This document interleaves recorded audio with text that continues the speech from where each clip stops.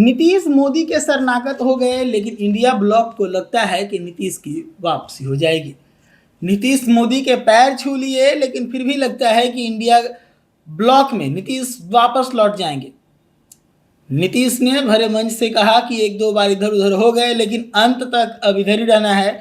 लेकिन फिर भी इंडिया गठबंधन के लोगों को लगता है कि नीतीश वापस इंडिया गठबंधन के साथ आ जाएंगे।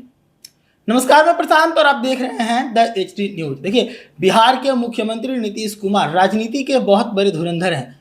हमेशा से संख्या बल में कमजोर होने के बावजूद लंबे समय से बिहार के मुख्यमंत्री के कुर्सी पर जमे हुए हैं।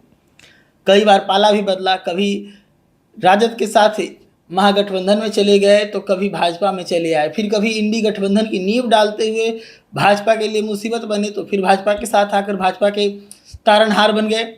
बीते 28 जनवरी को बिहार के मुख्यमंत्री नीतीश कुमार ने इंडिया गठबंधन से नाता तोड़कर बीजेपी का दामन थामा था और बीजेपी के साथ एनडीए में शामिल हो गए थे। तो वैसे में नीतीश कुमार को लेकर विपक्ष तब बहुत ज़्यादा चिंतित नहीं था। विपक्ष को लगता था कि नीतीश कुमार के चले जाने से कुछ खास नहीं होगा। लेकिन जैसे ही 2024 का लोकसभा चुनाव हुआ, चुनाव के जो परिणाम आए, उसने विपक्ष को इस बात का मलाल दे दिया कि नीतीश कुमार अगर साथ होते तो हमारी सरकार बन गई होती।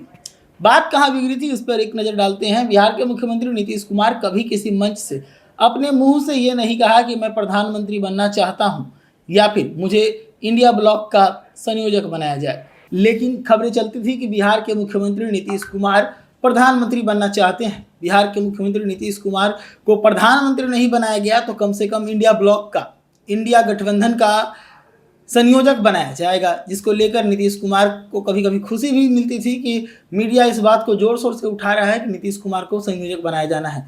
लेकिन बैठक पर बैठक, 5-6 बैठक हो गई इंडिया गठबंधन की और नीतीश कुमार के हाथों कुछ भी नहीं लगा।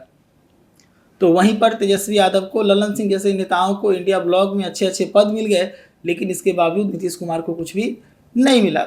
उसके बाद 28 जनवरी को नाराज नीतीश कुमार ने इंडिया गठबंधन का साथ छोड़ा और एनडीए में शामिल हो गए।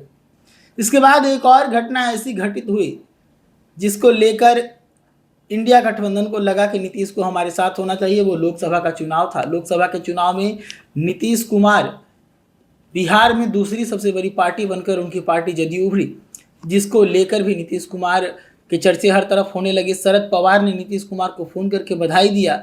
शरद पवार ने नीतीश कुमार के जाति आधारित जनगणना और उसके आधार पर आरक्षण में बढ़ोतरी को सराहा। नीतीश कुमार को फ़ोन करके उनकी प्रशंसा की। ये अलग बात है कि अब पटना हाईकोर्ट के आदेश पर जो आरक्षण का दायरा था वो वापस पहले की तरह कर दिया गया, लेकिन नीतीश कुमार का ये एक बड़ा फैसला था। जैसे ही ये खबर निकली कि बिहार में आरक्षण का दायरा वापस पहले के जैसे कर दिया गया है कोर्ट के द्वारा, इंडिया गठबंधन एक बार फिर से, इंडिया गठबंधन के लोग लाइन मारना शुरू कर दिए।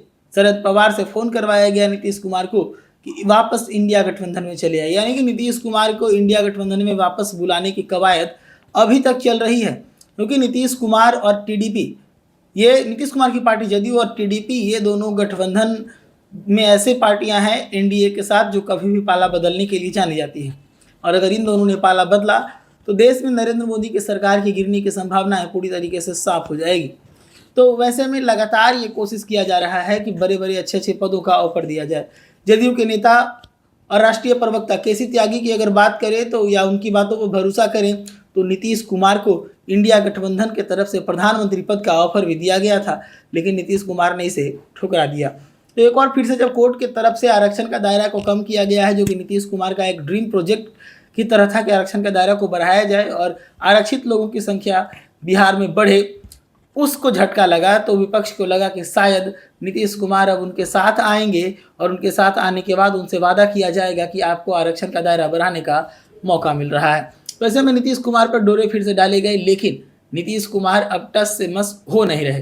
हालांकि नीतीश कुमार है, बिहार के सीएम हैं, उनकी संभावनाएं जरूर है इंडिया गठबंधन में जाने की बनी रहती है, क्योंकि वो लगातार दल बदलते रहे हैं, लगातार गठबंधन बदलते रहे हैं, जिसको लेकर लोगों के उनके एक जगह स्थिर रहने पर हमेशा संशय बना रहता है।